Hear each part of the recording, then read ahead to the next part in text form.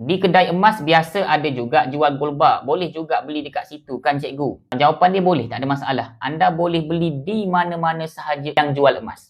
Cuma, kalau tuan-puan nak kaya dengan emas, kena cari company yang jual emas dan bagi ilmu.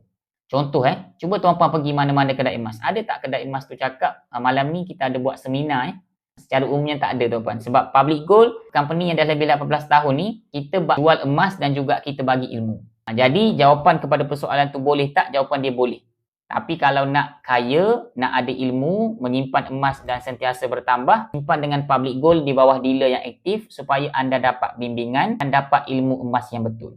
Secara umumnya tuan-puan nak beli emas gold bar ni, dia bukan soal harga semata-mata lah. Dia ada 5 kriteria.